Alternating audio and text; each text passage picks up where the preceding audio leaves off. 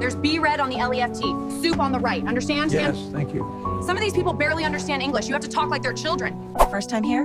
You'll get used to the routine. Father Michael O'Connor, 55, sat at a table in the St. Vincent Soup Kitchen in Chicago, Illinois. He wore simple clothes, a worn flannel shirt and jeans. He'd been eating here once a month for 3 years, testing the experience to understand the clients his shelter referred. No one knew his role.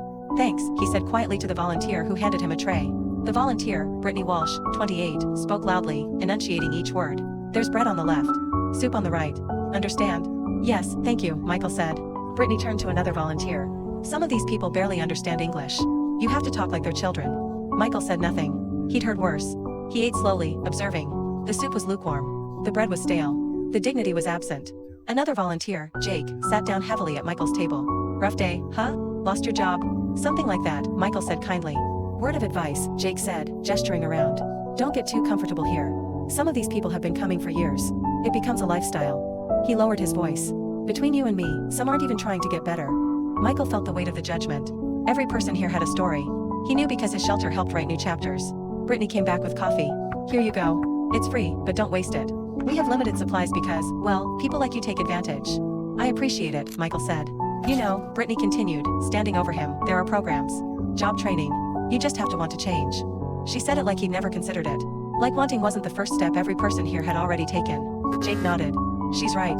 You seem smart enough. You could do better than this if you actually tried." Michael finished his soup in silence. That evening, the monthly volunteer meeting began. All 30 volunteers gathered. Board Director Susan Martinez stood at the podium. "Tonight, I want to introduce someone who's been visiting us anonymously for 3 years."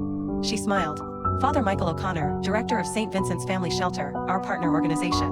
Michael stood from the back of the room. Brittany's face went completely white. Jake's coffee cup froze halfway to his mouth. Michael walked to the front. "I've eaten here once a month for 3 years. Not because I'm homeless. Because I needed to understand what dignity costs when it's measured in soup and judgment." He spoke for 20 minutes about the volunteers he'd watched, the ones who knew every regular's name, who served with warmth, who saw humans instead of statistics. Then he spoke about the others.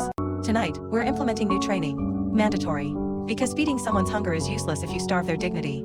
Brittany tried to apologize after. Michael listened patiently. "I don't need your apology. But David, who sat 3 tables over. He's a veteran with PTSD. Maria by the door? She's working 3 jobs and still can't afford food. They need your respect." Brittany and Jake completed 6 months of sensitivity training. Some of their fellow volunteers who'd shown genuine kindness? Michael hired them for his shelter. Compassion isn't about the giving. It's about the seeing. Never assume you know someone's story from their seat at the table. Drop a red heart if kindness matters more than charity.